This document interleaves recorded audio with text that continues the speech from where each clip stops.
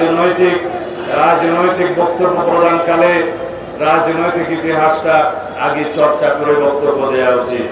যারা বলছে ধানের শীষ তো সেই জাতীয় প্রতীকে আছে, কিন্তু ধানের শীষের মার্কাটা যেভাবে আছে সেটা নির্বাচন কমিশনের তফসিলে আছে। জাতীয় প্রতীকের মার্কা ছাড়া কি বাংলাদেশে আর কোনো মার্কা ছিল না?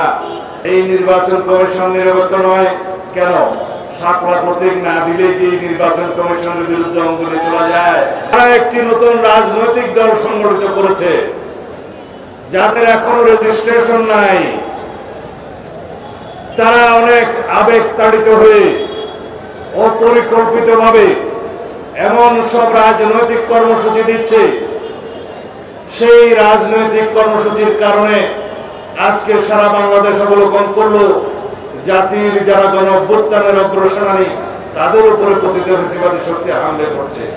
নির্বাচনকে বিলম্বিত করার জন্য যারা চেষ্টা করছে তারা যেন আশ্রয় প্রশ্রয় না পায়। আজকে বাংলাদেশে লক্ষ্য করুন, প্রতিশ্রুত ফেব্রুয়ারির জাতীয় সংসদ নির্বাচনের জন্য সরকার কি কি পদক্ষেপ নিচ্ছে।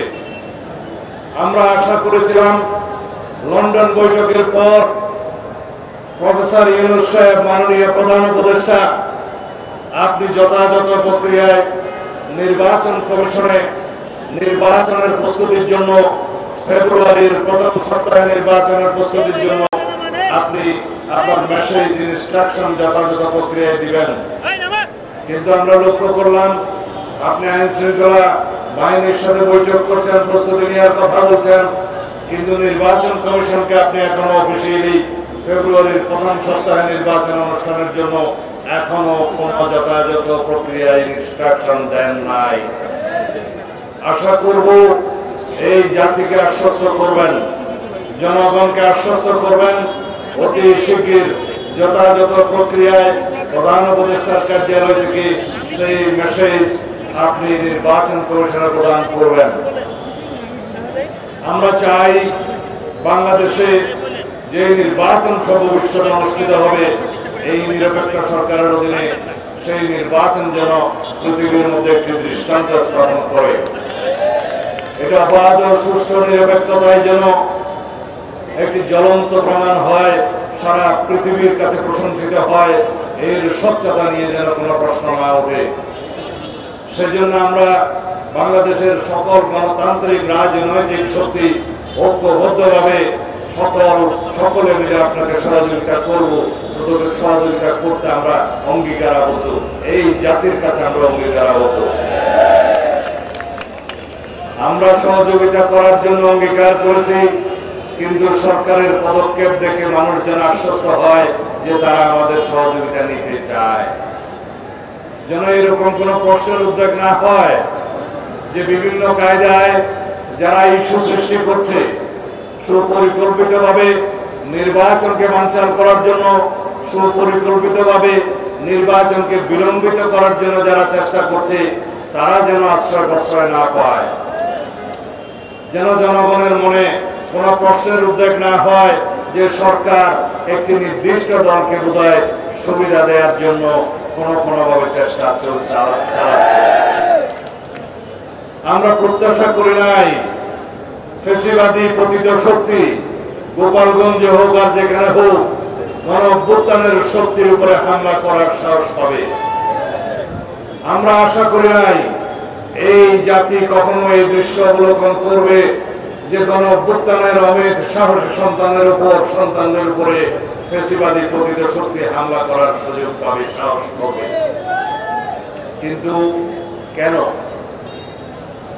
এই কেনর জবাব হচ্ছে যারা একটি নতুন রাজনৈতিক দল সংগঠিত করেছে, যাদের এখনো রেজিস্ট্রেশন নাই। তারা অনেক আবেগ তাড়িত হয়ে অপরিকল্পিতভাবে এমন সব রাজনৈতিক কর্মসূচি দিচ্ছে, সেই রাজনৈতিক কর্মসূচির কারণে আজকে সারা বাংলাদেশ অবলোকন করলো জাতির যারা গণ অভ্যুত্থানের অগ্রসেনানী তাদের উপরে পতিত ফ্যাসিবাদী শক্তি হামলে করছে।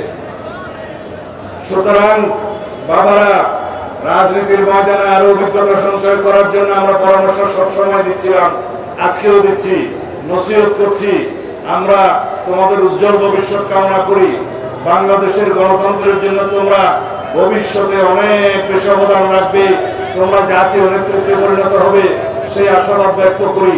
কিন্তু যেভাবে তোমরা যাচ্ছ, যেভাবে এনসিপির আমরা এই কর্মসূচির ধরন দেখছি, তাতে করে আমরা একটা মেসেজ পাচ্ছি যে কোনো না কোনো বাহানায় এমন কোনো অবস্থা সৃষ্টি করা যাতে করে বলতে পারে যে সরকার কোনো কিছু নিয়ন্ত্রণ করতে পারছে না, এই সরকার নির্বাচন কিভাবে দিবে।